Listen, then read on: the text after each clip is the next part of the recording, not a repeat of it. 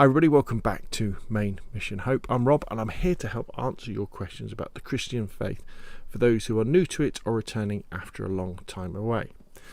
Today I want to talk about a deep and often misunderstood teaching in the Catholic Church, redemptive suffering. If you've ever asked why suffering happens or how it could possibly have meaning, I hope this video brings you some clarity and even a sense of hope. If you're coming to this video looking for answers for things like suffering, I have done a whole playlist of videos which you can see down below. Also, I would be very careful if you're a person of faith and someone who isn't a person of faith challenges you on the reasons for suffering in the world, because excuse me, this is a very delicate and sensitive subject. In fact, I would go as far to say I would never try to use the existence of suffering and the reasons that suffering exists in the world that are given by religions as a way of converting someone to a faith.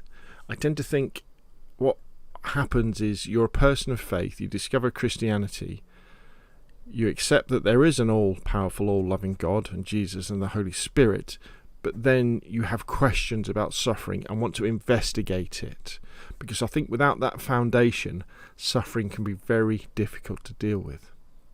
So what is redemptive suffering? It's this beautiful belief that our personal sufferings, those hard moments in life, whether they be physical, mental, spiritual, can be joined with the sufferings of Jesus Christ. Think about that for a minute. Your physical suffering can be joined with the sufferings of Jesus Christ. When we do this, they can bring about good, like the salvation of souls or strength for the church. It doesn't mean we should go looking for pain, but rather that the suffering that we can't escape from, it can take on a purpose.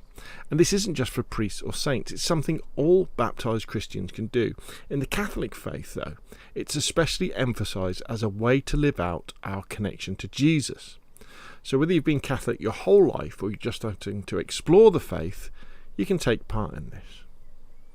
So how could you do it? Well, it starts with accepting the suffering that comes your way, not fighting it with bitterness. Now, I'm not saying if you sprain your ankle or you break your arm, you shouldn't go to the hospital and get it sorted out.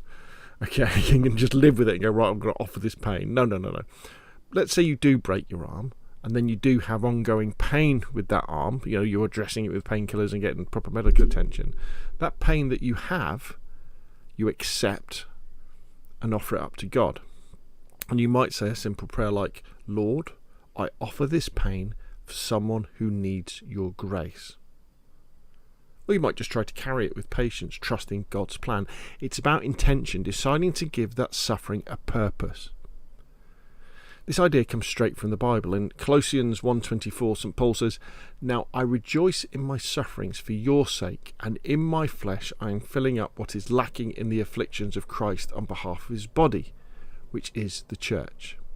Now, Paul isn't saying that Jesus didn't do enough. His sacrifice was perfect, but that God invites us to join his work of saving the world.